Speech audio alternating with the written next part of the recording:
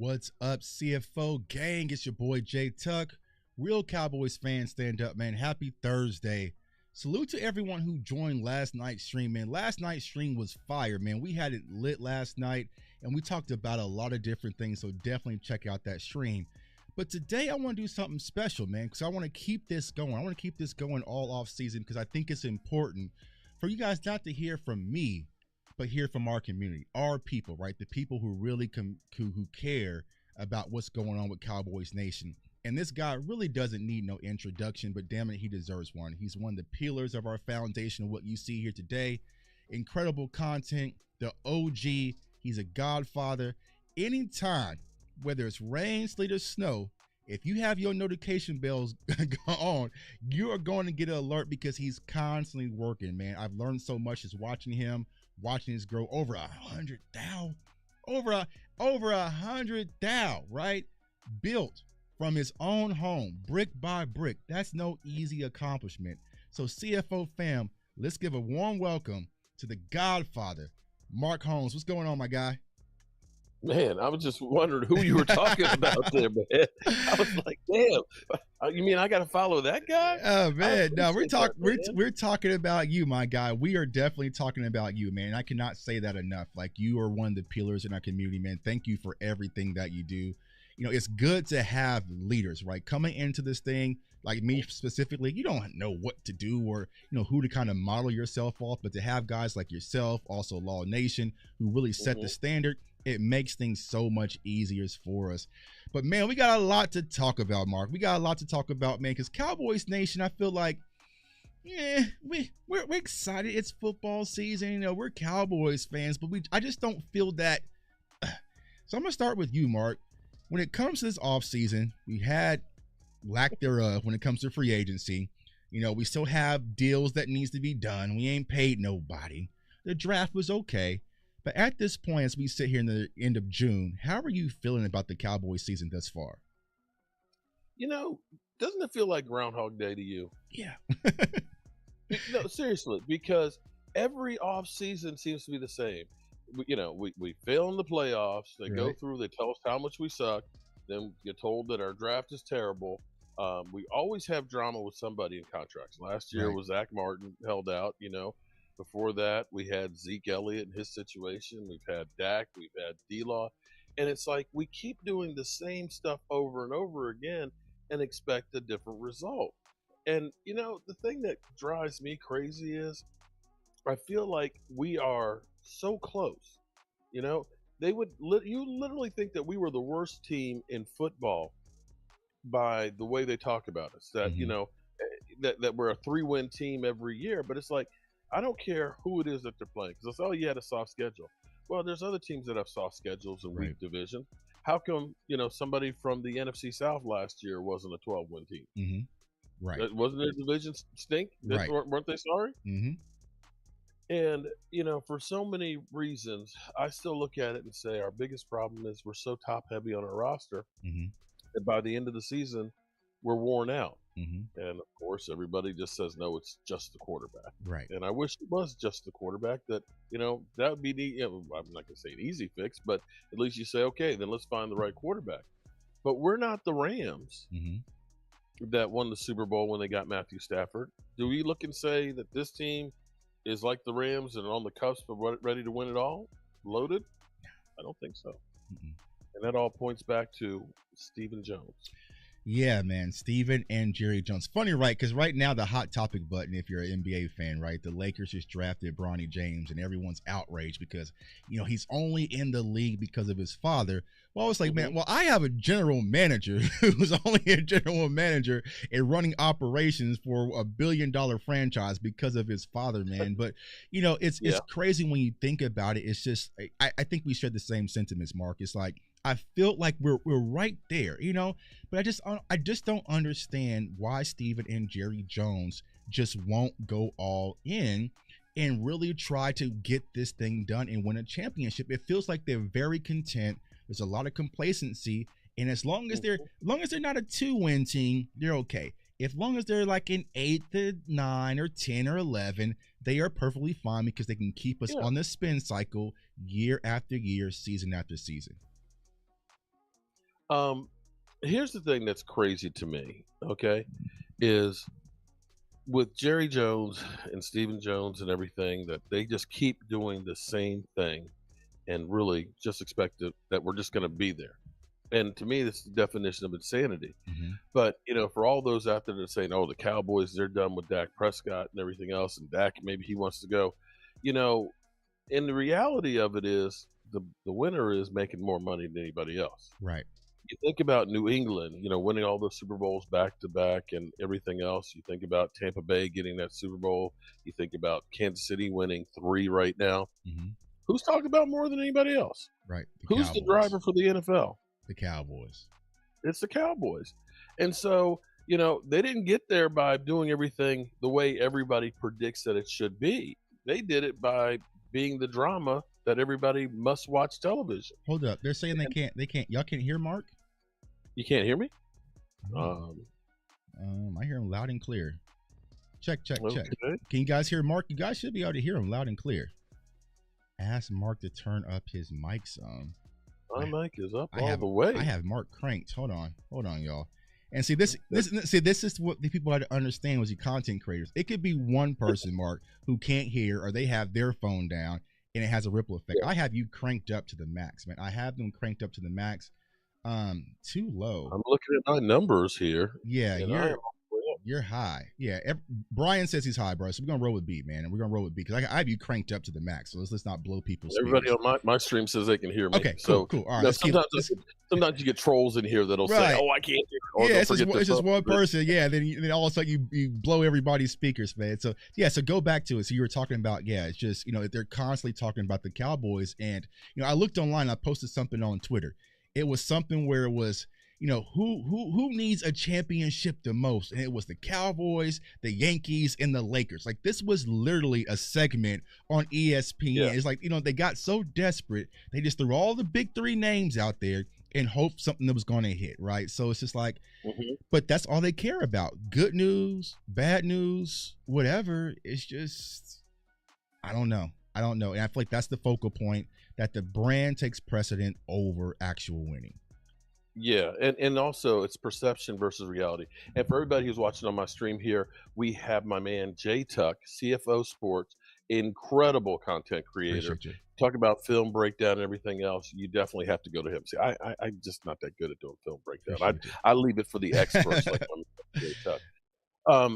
Here's the thing that's funny is there's perception and then there's reality. You'll go through and they'll raid the Cowboys or they'll cherry pick a statistic to say they suck. Mm-hmm. Because they'll say, "Oh, well, Dak Prescott's got a losing record to winning teams." Everybody but Pat Mahomes has a losing record against winning teams. Right. There's a reason why they're winning teams. It's because they win. Right. Okay?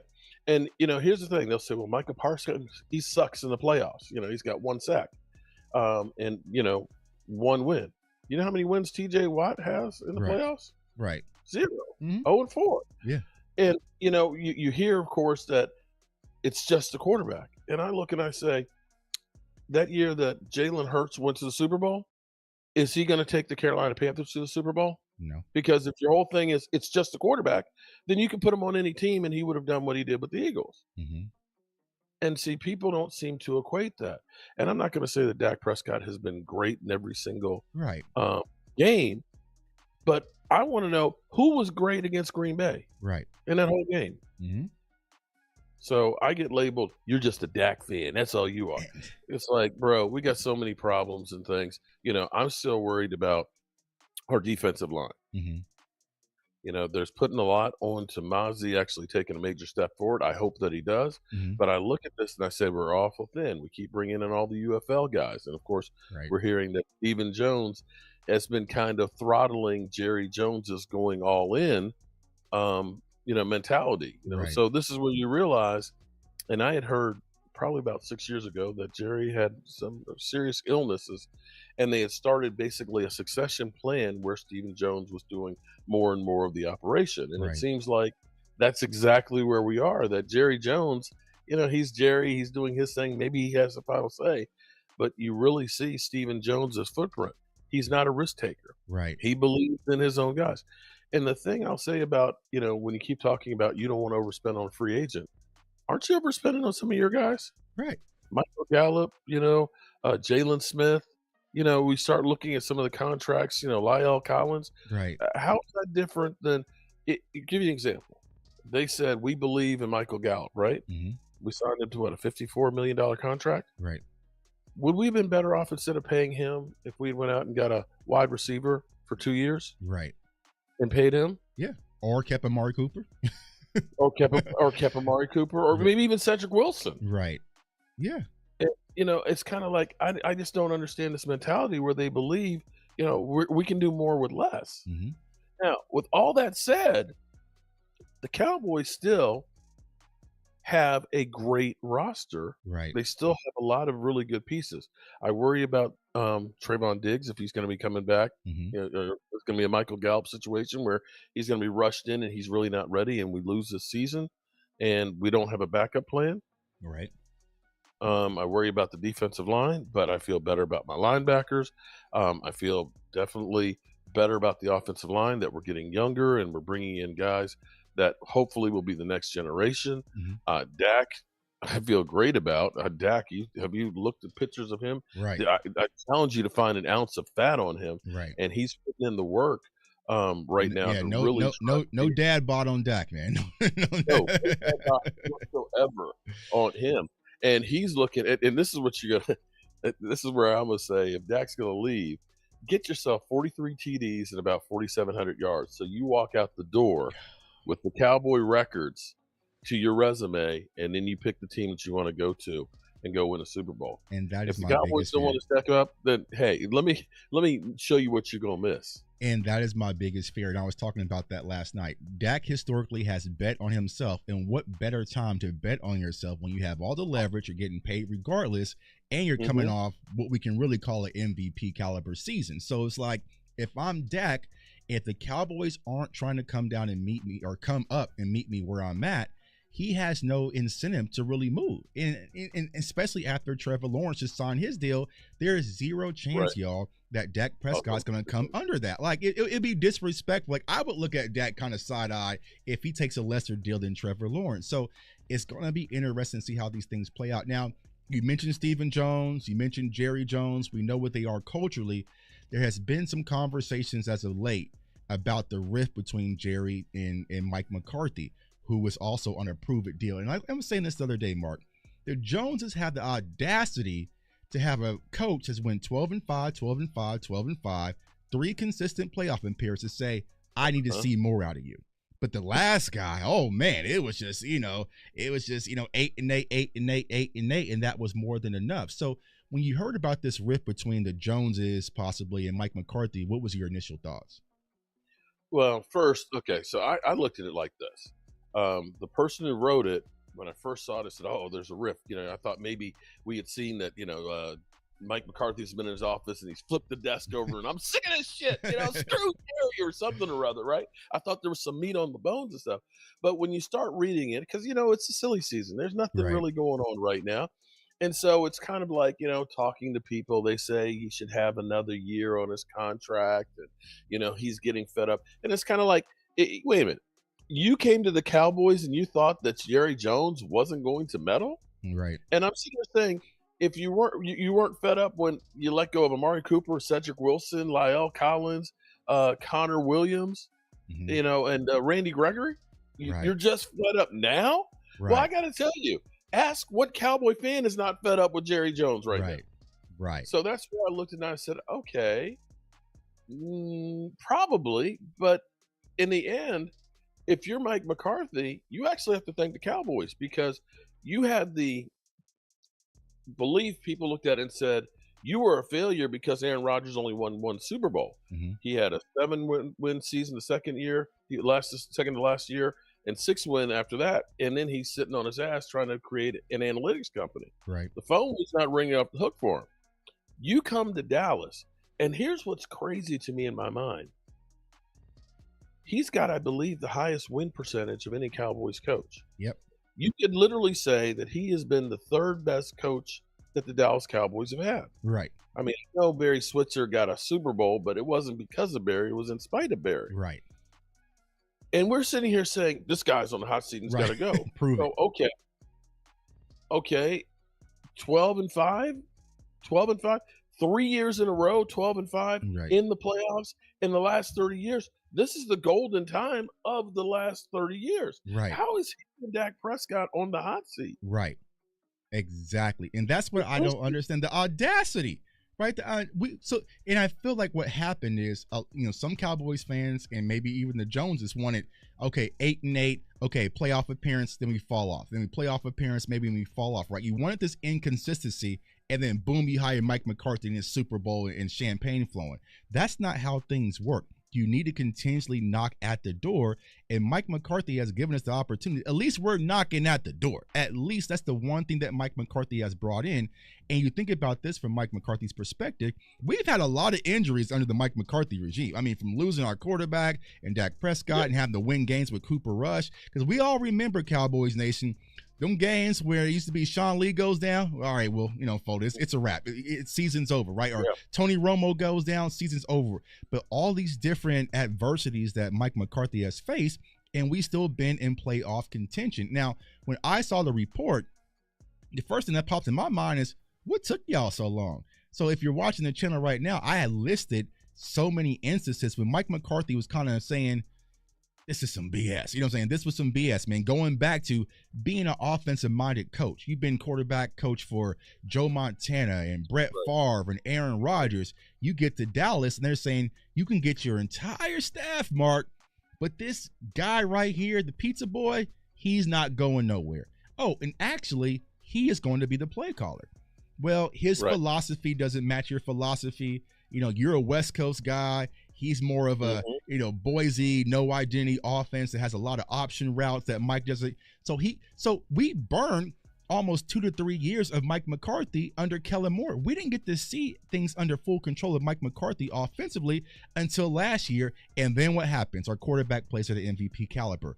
Then he has to go in the Rich Eisen interview and be asked about Sean Payton and Dan Quinn and being fired. And then all of a sudden, your owner goes upstairs and just burns a 4th-round pick for Trey Lance and says he didn't even talk to you or consult you.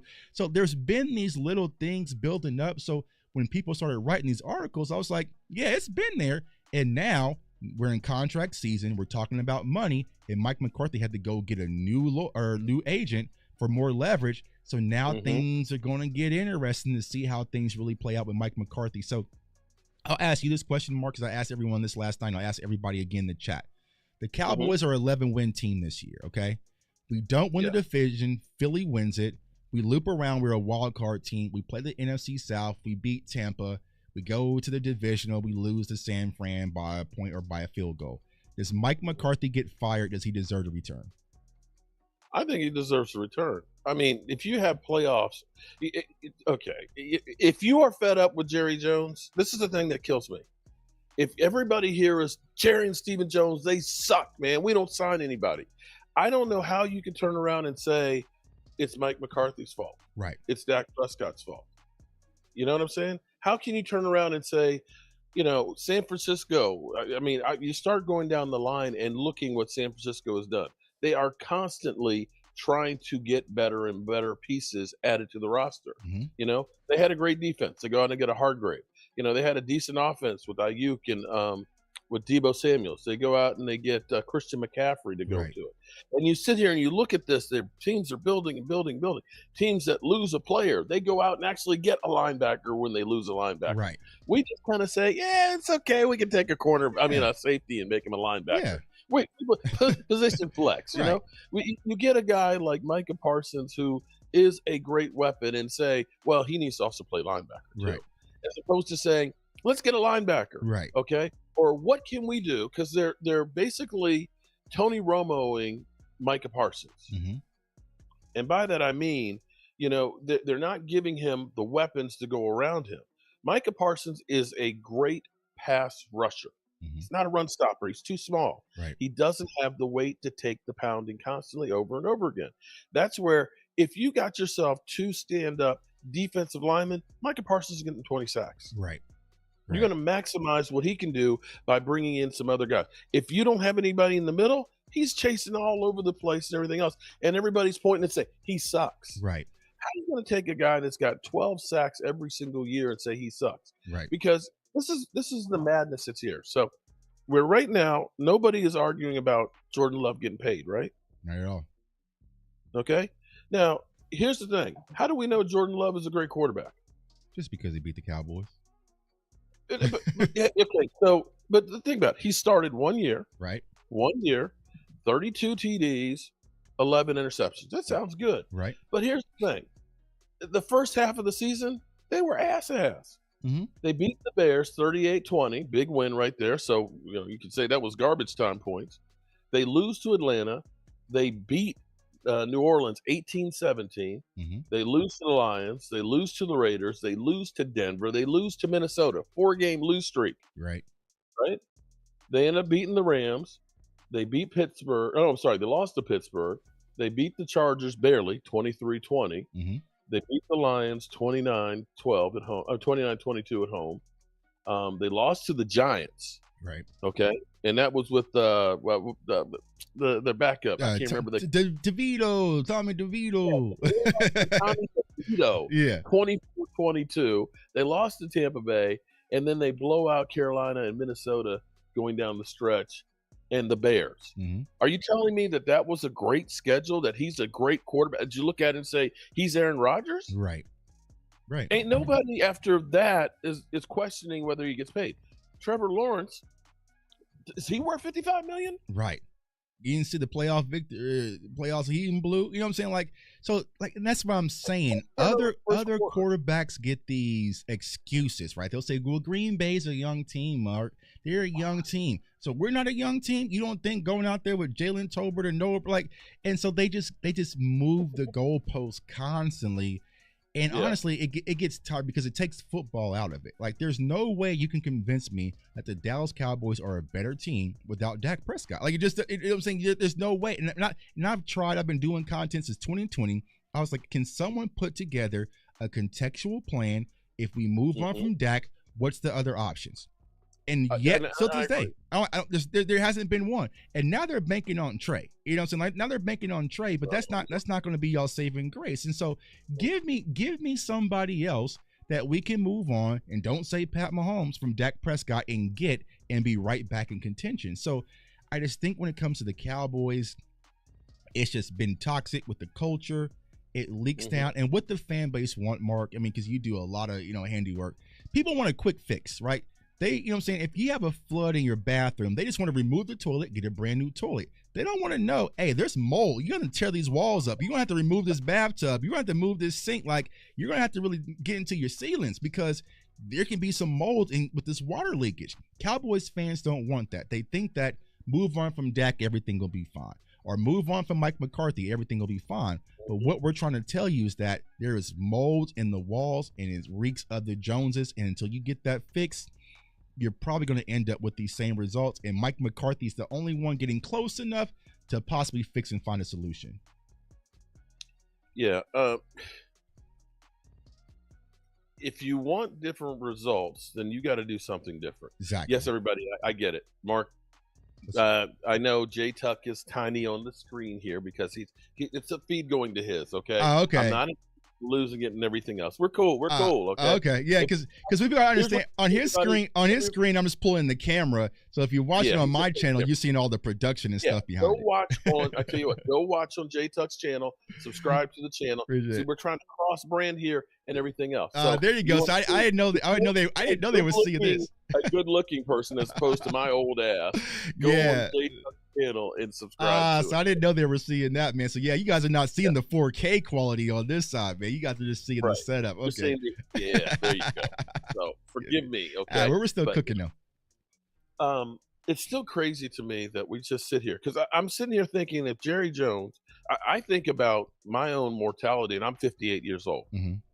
I've got my guy Randy Seitz who was in a head-on collision. They said that impact collision was 150 miles an hour. He's lucky to be alive right now. Stuart Morrison, who we went down to Texas today, was his birthday. Rest his soul. I've lost my brother and things like that. So I realize I don't know how much time I have left. Right. And if I'm Jerry Jones, I know I've got less time than that. Right. I sit here and say, if I got a quarterback who looked night and day better with Mike McCarthy in 1 year with the new system, and what's crazy is If you take the first 5 games out of the season, okay, he had, I think, 5 TDs, and then the second half of the season, Mm-hmm. and just take what the offense was doing that second half of the season, it is phenomenal the Mm-hmm. amount of touchdown passes he would have been on pace for. Mm-hmm. And I look at this and say, Brandon Cooks should be better this year, Right. second year in the system. Dak and everybody should be better this year because they're in the system now for the second year. I worry about the running game, but Mike McCarthy is never really the big running guy. When they won the Super Bowl, their leading rusher had 700 and some odd yards. They only Right. rushed the ball 1,600 yards. His thing is I want multiple receivers that can catch the football. I like my tight ends because they're part of the offense. I am going to pick my poison. I'm going to move the ball around so that way nobody is really that one guy to stop. Mm-hmm. You've got to stop all of us. Mm-hmm. And that's kind of his philosophy. And I'm interested to see how that works this year. With Jake Ferguson finally stepping up, and getting the chance, all of a sudden you say, if he can step up and become that security blanket, that elite receiver, this offense is going to be able to do a lot of things and open Right. up holes for Zeke. Zeke is old, I know that. But Zeke will be there helping out with that young offensive line Mm-hmm. in the passing game Right. and be able to pick up the short yardage. Mm-hmm. So what's flustering to me is if the Cowboys just picked up another running back, Right. they just got, they could have signed Calais Campbell. Calais Campbell signed for $2 million for Miami. Right. And he's like, I'll play, from 1, 3, 5, anywhere on the line for the team. Mm-hmm. And I know he's going to be 37 years old, but the guy had 6.5 sacks last year. Right. He's 6'8", 330 pounds, and is a, NFL Man of the Year, and a guy who can help out on that defensive line as well as mentor him. Mm-hmm. And it's like, you're too cheap to do those 3 moves. Right. Yeah, and that's what I do not understand. Like, even when we talked about the Jonathan Hankins deal, you knew before we did that Mozzie Smith was battling a shoulder surgery, right? You Mm-hmm. knew that he was extremely underweight, so you knew that we were thin at the defensive tackle position. You should have made Jonathan Hankins a priority, and you did not do that. So here we are going into camp, and we'll talk about it here in a minute. That's our biggest hole. Like, the defensive tackle, like, we don't have enough one techs. Brian Broaddus was on, the final word. He was talking about they were playing our rookie Marshawn Nealon at one tech because we don't have enough guys there right now. So it's just like they're just throwing stuff at the wall and hoping it sticks because they have this ego that we draft well and we hit with undrafted free agents and we have a pipeline to the UFL. And it's just like, why not go out there and really build depth with your roster? Because like you're saying, Mark, we're top heavy. We're very top heavy. Everyone talks about the 8 All-Pros and everything, but after that, it gets extremely light. So why not try to fill the void? And even last year, you knew that we needed a linebacker. And even though he didn't pan out, the moment you took Shaq Leonard to dinner, there is no way you let him leave Dallas without a deal. Because you knew that was a big hole, but they let him walk and go over to Philly. And he had a game or two, but that game or two could have changed the course of our season. So, why?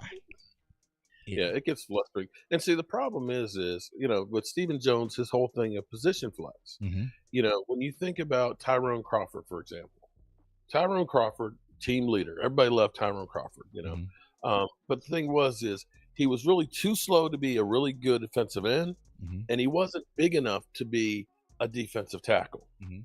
He was a tweener, but they looked at it and said, well, it's position flex. He can play both spots.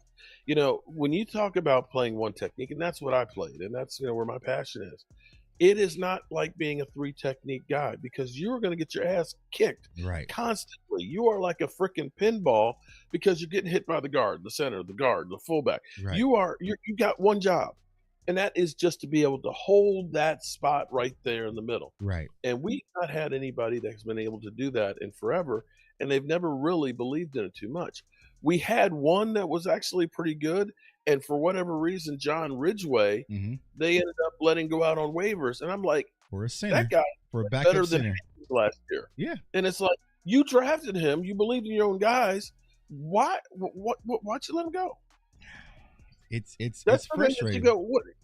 And that's a position of need. Right. It was a drastic need because you moved on from Brent Urban, or was it Brent? Yeah, it was Brent Urban. Then you drafted Ridgeway, who I was excited about coming from Arkansas, and you didn't even give him the opportunity. Yeah, and then after Quentin Bohannon, and you didn't even give him the opportunity. And here's the chain effect, right? So Mark played one tech. I was middle linebacker right behind him. Well, if I don't have a one tech or a three tech, you're getting up to the second level. And now your guards and centers are getting up on me, and I don't want to deal with that. So not only did you have an interior defensive tackles, but you had safeties playing linebacker. So people say, well, why were they able to run the ball down our throat? Because you didn't have that first shield of protection. And then once I get to the second level, oh, here's a safety. He weighs 206 pounds. That's easy money for any guard. I mean, so it's just like, that's the thing they really didn't think about. And they cut Evans, so they didn't get bring Leonard in. Soon as DeMarion Overshown went down, they should have been searching the market for linebacker depth. They let go of Harper, another draft pick that they had out of Oklahoma State. So it's just like, I really don't understand the Cowboys' philosophy and what they're doing. This is why I'm saying, Cowboys Nation, we're going to have to hold tight and see how things unfold.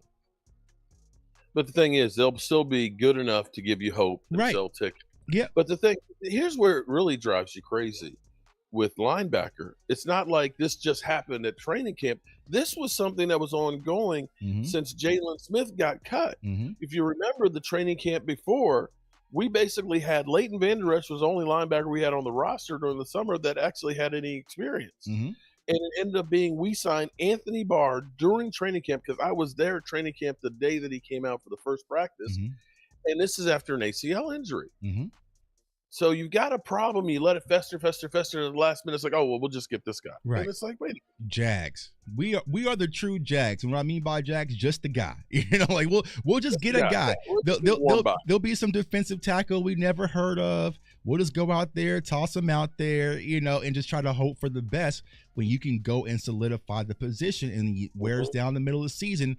I guarantee you guys will be making content around Thanksgiving saying, we need defensive tackles. I remember making videos last year about the linebacker position. We need more linebackers, because they let go of Jabril Cox, right? They were like, oh, Jabril Cox is going to return off the ACL. Well, then you cut him. You moved on. So you depleted the linebacker room and you didn't replenish. And like you were saying, when it comes to Micah, Mark, people have to remember, Micah was still green at the linebacker position at Penn State. He only played like 2 years at linebacker. He was a running back that was converted. So it wasn't like he was a dominant linebacker who had this IQ. Micah was just a gamer. But he's still going to be a gamer, but you can't say, okay, you've been one of the top defensive ends or edge rushers or pass rushers in the league for the last 4 years. We're just going to put you at middle linebacker now and have you floating in coverage and space. And I'm sure every offensive coordinator at the NFL level will have a sigh of relief to see Micah Parsons out there floating in space and zoning coverage versus coming to their quarterback. So you got to fill the void and find other guys to complement Micah Parsons, and we'll see. But Mark, I don't want to keep you too long because I know you're busy and got things to do. But before I let you go, man, I want to talk about something. You mentioned the offense. And I think the hot topic button really comes down to the wide receiver 3 spot. We did move on from Michael Gallup, but between Turpin, Tolbert, Brooks, Ryan Flannery, how do you think that plays out? And who do you think will be our guy that was going to be the Michael Gallup replacement in Dallas?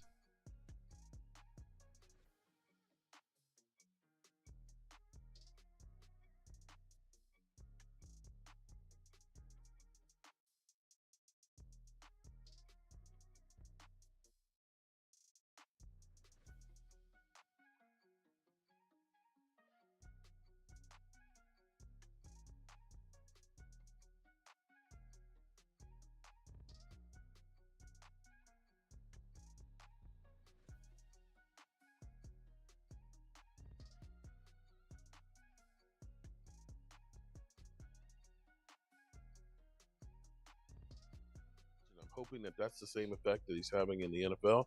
But from what we hear, Jalen Brooks has been actually looking pretty good in OTAs.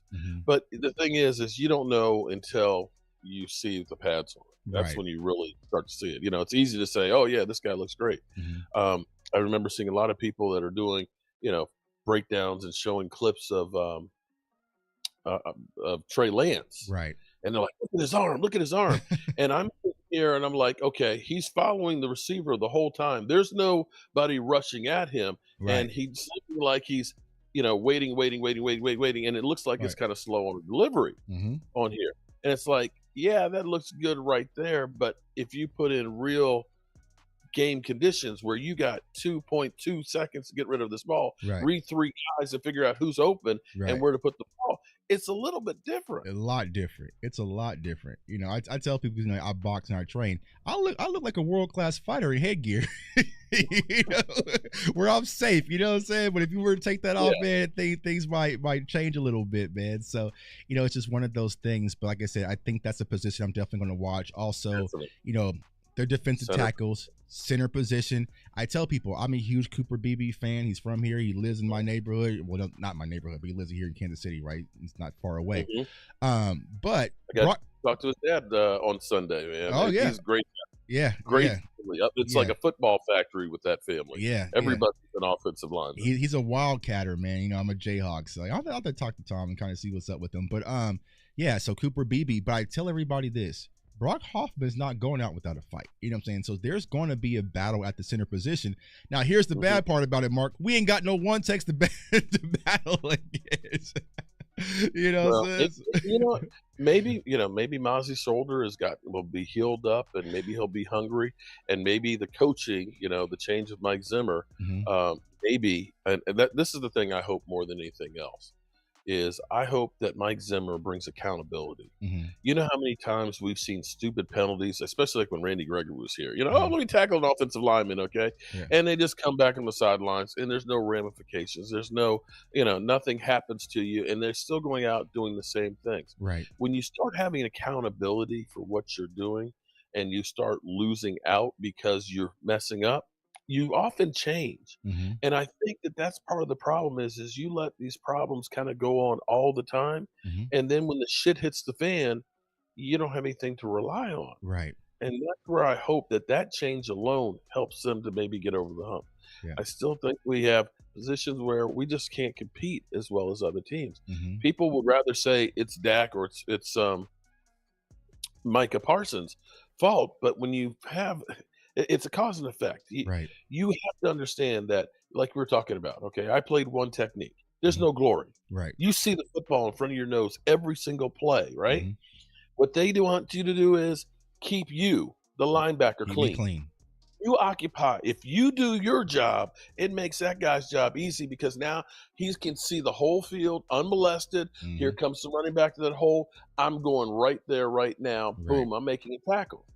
I'm not touching the running back, but if I don't do my job, that guy's going down the field 10 or 15 yards. Right. And that's the thing that people don't understand. When we get into playoff games and we've got our leading running back having 28 yards on like 10 and 12 carries, that causes you to become one-dimensional, which means the quarterback is going to have to throw more. If I'm the defensive coordinator, I know he's going to be throwing more, then that means I'm not worried about the run. That means I'm getting double coverage. That means there's tighter windows to throw, which means I've got a better chance of the quarterback making a mistake.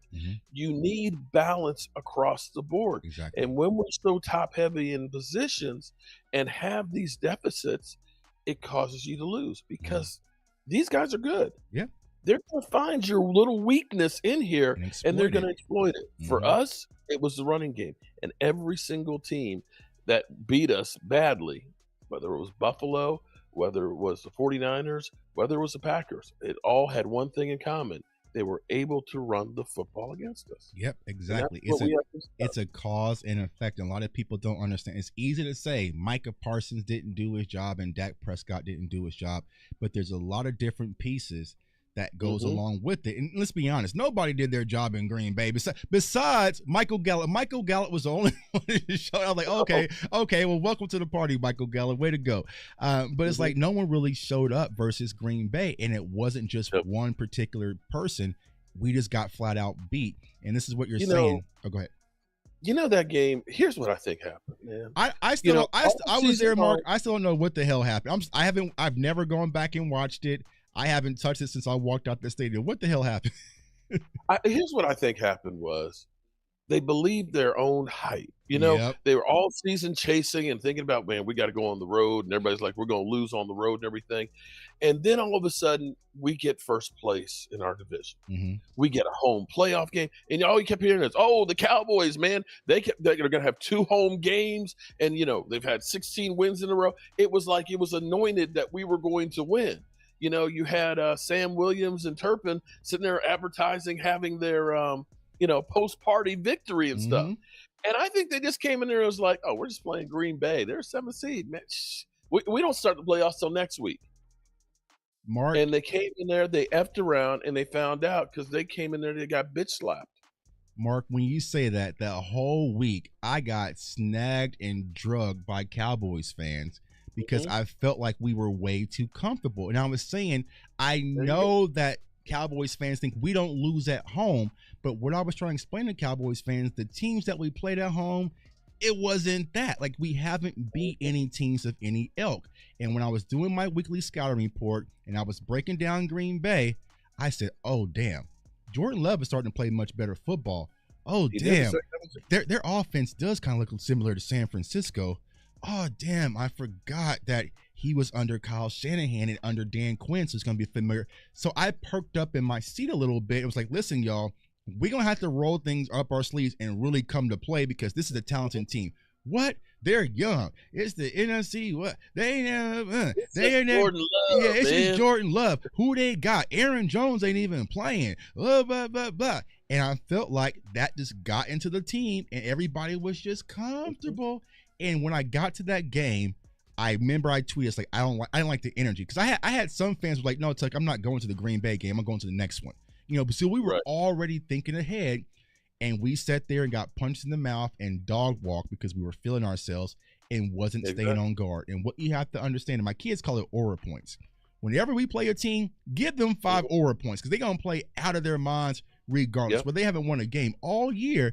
They're going to get up for one game, and that's versus the Dallas Cowboys. So hopefully that will change this upcoming season. And my guy, Mark, man, like I said, the Godfather, man, thanks for joining on. We'll have to do it again. Next time I'll learn, next time I'll figure out how to stream to your channel, both, so that way everybody can see everything going on. But for the 1 or 2 persons out there who may not be familiar to be able to find you, let everybody know where they can find you in your content, man.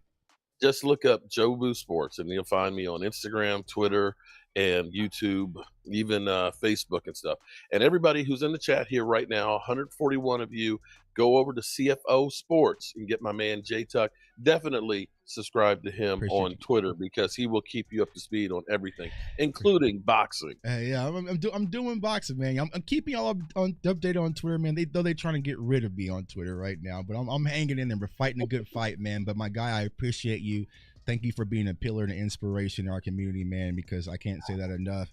It's like we need good people, and you're definitely one of those ones that we can lean on. Anytime there was a fight, I told you personally, man, but I was going through it, battling with mega radio stations and everything, and I damn near felt like quitting.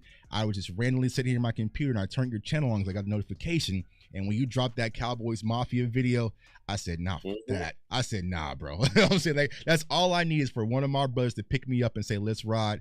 And we're going to continue to ride, man. So I appreciate all you guys for you seeing me the first time. J-Tuck 151 on all social media platforms. I appreciate all the support. CFO Sports, hit the subscribe button. We got a lot more content, a lot more film sessions dropping. Mark's going to be at camp. He's going to be a soldier out there at camp. I'm chilling, man. I'm chilling, man, because, you know what I'm saying? Me and the Cowboys are at odds right now, but Mark's going to be out there, and we need more content creators out there to give us the truth because all Trey Lance's throws going to be in 4K. It's going to see the slow motion, all the spin on the ball, and we need Mark to be like, it wasn't that. it wasn't. It's not what you see it on the internet, man. So appreciate all you guys out there. Thanks for tuning on Cowboys Nation. I want everyone to stay safe. Stay blessed, stay encouraged, and go Cowboys. Peace. Amen on that.